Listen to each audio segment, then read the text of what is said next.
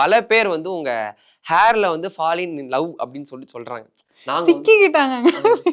அந்த மாதிரி சிக்கிக்கிட்டாங்க, சிக்கிற மாதிரி அந்த அளவுக்கு சிக்கிருக்கு ஹேர். நீங்க வந்து பாத்தீங்கன்னா அந்த பசங்க ரூம்லாம் வந்து ஒரு வாரத்துக்கு போயிட்டு மம்மி பெருக்குனாங்கன்னா 1/4 கிலோ முடி மட்டுமே அவ்வளவு இருக்கும். ஏன்னா அவ்வளவு ஹேர் ஃபால் ஆகுது பசங்களுக்கு. பட் நீங்க வந்து இவ்வளவு ஹேர் வச்சிருக்கீங்க அப்படின்னும் பொழுது பல பேருக்கு பொறாமையும் இது வந்து மக்கள் எனக்கு வஞ்ச புகழ்ச்சி மாதிரி இருக்கு. ஸ்ட்ரைட் ஹேர் வச்சிருக்காருன்ற ஒரு இதுல பேசிட்டு இருக்காரு. இடையில அப்படி மேட்ச் பண்ணி வச்சிருக்கீங்களா? இல்ல சீரியஸா எப்படி மெயின்டைன் பண்றீங்க அப்படின்னு சொல்லி நான் கேட்கலங்க, மக்கள் கேக்குறாங்க. மக்கள் கேக்குறாங்களா? ஒண்ணுமே கிடையாதுங்க. எனக்கு வந்து எப்பவுமே நான் வந்து ஒரு அவசர குடுக்க எங்க போனாலும் தலைக்கு குளிக்கணும், 2 மணி நேரம் ஆகும். ஸோ அதனால நான் வந்து ஷாம்பு இருக்காது, காலி ஆயிடும். பக்கத்துல எங்க அம்மா வந்து இந்த பிரஷ் கழுவுறது ₹1 ஷாம்பு இப்பெல்லாம் வச்சிருப்பாங்க. அதை எடுத்து நான் டைல்யூட் பண்ணி ஏதோ ஒண்ணு பண்ணி அப்படிதாங்க பண்ணிருக்கேன். ஆமாங்க, இந்த clinic plus head and shoulder இதெல்லாம் ஷாம்புவை பொறுத்த வரைக்கும் அப்படிதான். மத்தபடி இந்த ஏதோ கொஞ்சம் அந்த சினிமாக்கு வந்ததுக்கு அப்புறம் கொஞ்சம் மெயின்டைன் பண்ணோம். அப்படி இப்படி இதுக்கும் மேல இருக்கும், ரொம்ப பஃப்னு இருக்கும். ஃபர்ஸ்ட் நான் என்ட்ரி ஆறப்போ ஒரு சீக்வன்ஸ்ல வந்து சஜஷன் ஷாட் வைக்கணும்.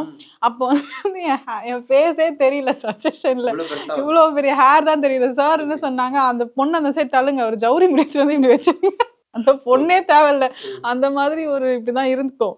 ஸோ அதை கண்ட்ரோல் பண்ணி என்ன பண்ணுறது, ஃபேஸ் கண்ட்ரோலுக்குலாம் நிறைய ப்ராடக்ட்ஸ் லட்சக்கணக்கில் செலவு பண்ணி அதை வந்து போட்டாலும் இப்படி தான் இருக்குது. அப்போ நான் என்ன பண்ண முடியும்? என்ன பண்ணாலும் அப்படி தான் இருக்குது. அப்போ நான் வந்து கிடைக்கிற ஷாம்பு தான் யூஸ் பண்ணிடுவேன். ஃபார் எக்ஸாம்பிள் நீங்கள் யோகி பாபு சாரே வந்து what is the secret behind the hair அப்படின்னு கேட்கும்போது ₹1 தேங்காய் நடாது அப்படின்னு சொல்லுவாங்க. நான் வந்து ஆயில் ரொம்ப யூஸ் பண்ண மாட்டேன், ஹேருக்கு ஆயில் யூஸ் பண்ண மாட்டேன்.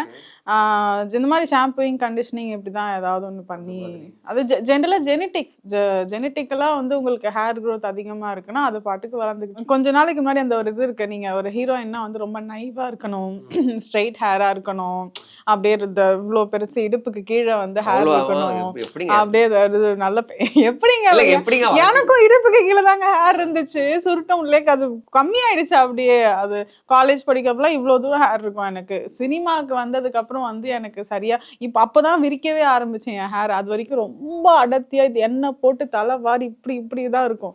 ரொம்ப இப்படி விட்டா என் ஹேர் இந்த அரக்காணி இந்த மாதிரி நின்றுகிட்டு இருக்கும். இப்படிதாங்க நிற்கும், அந்த ரிப்பன் போட்டு இப்படி விற்பாங்கல்ல, இப்படி நிற்கும் என் ஹேர். அந்த மாதிரிதான் இருக்கும். பட் இதுக்கப்புறம் பயங்கரமா கொட்டி போனதுதான் என் ஹேர்.